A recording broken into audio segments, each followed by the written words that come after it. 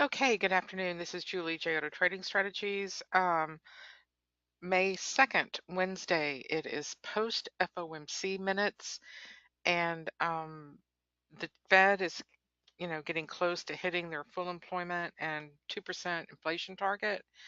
That gave gold and silver a pop up. And at first, the equities rallied a little bit on that because the Fed signaled that they're not in any immediate race to raise rates. They're on target for two additional hikes this year and three for next year. So they're signaling their intentions well in front of the meetings and through their speeches and making sure that their communications are very clear in their releases that follow their meetings and including their press conferences, like we will have in June when we probably will see a rate hike. But they're managing that curve. They're not going to allow this yield curve to lead us into a recession. In fact, they're saying the opposite. This rate hike is good because it's following growth. I mean, the signaling is coming out from them that they want the growth, and the economy is doing very well. So I think that the sentiment on the Nasdaq is the lowest. I think the ES and the Russell have the better chance, and the YM of seeing a rally going forward. I think the Nasdaq sentiment, now that we've gotten past all of those wonderful earnings, Apple, and I think we have Tesla today coming out in just a little bit. But if we can't rally the market up on those fantastic earnings, then I don't see any hope for this market. And in fact, I do think that it's probably going to roll over. We have a head and shoulders on that daily. Let me show it to you. And I'm thinking that that's probably where we're going to be heading as far as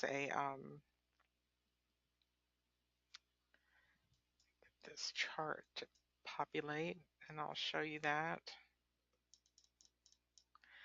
So here's the left shoulder, here's the head, and here's the right shoulder. So we sort of have like a two-sided messed up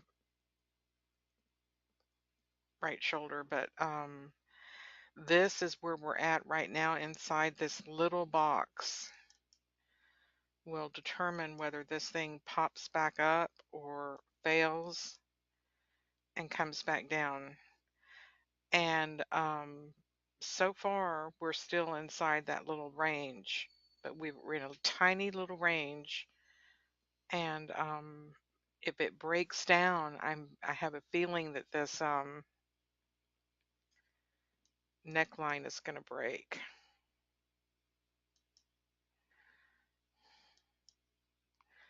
So the sentiment again is very bearish for the Nasdaq. We've got more of a bullish sentiment in the equity indexes, and in fact, that's borne out by the commitment of traders reports, showing us that there's more upside potential for the ES, as demonstrated today with the Russell, the small caps leading the way up. So for that global growth continuation, I think the market just wants to sell off the Nasdaq, tech heavy. So doesn't make sense to me, but that's okay. Trade what's in front of me, not, and that's what the wonderful thing about these templates are, is I've got it set up so I know the optimum time to come in here and try these trades out. This morning, I was pushing it at the wrong time. Didn't really get my way around a couple of areas, and the volatility is so great that I needed to give myself a little bit more room than I was providing myself. Where did I get stuck this morning? I got stuck in here. Do you see how it went up and down, up and down?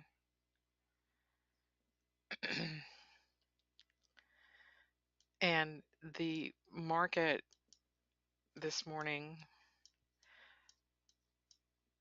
was going up and down all over me. So every time I tried to get something on, I got stopped out. So I just got beat up pretty bad this morning. But I more than made up for it this afternoon and after the FOMC minutes. And like I said, I just showed you how easy it is to take these trades once you're in the condition and it matches the 60, 15, and 3 on both the momentum and the linear regression. So I have the template set up. It's just waiting for the condition and not trying to press a trade when the condition is not there. Just wait for the condition, and that's the best thing. And also to give yourself the extra room that you need, because these swings um, are 15 points up in this in a directional trade, but they can be 15 points um, just to stay in this in the direction of the trade. So very, very volatile, wide swings, and you just have to prepare yourself for that. Like right here, just huge wide swings. Look at this. And makes for very, very, very, look at this, very hard, difficult trades. So widen your stops and allow yourself a little bit more risk to trade these markets. They should smooth out, but if we get close to that head and shoulders, we break this level, it's probably going to race back to the 200 and then race down to this. And then, of course, it will just take off to the downside very strongly. So 874, 875 points. Here's my line in the sand right there, and that's where my line is. So just below 5,500, but 5450, let's call it. So that's a lot of market share to wipe out of this market because they want to sell it off.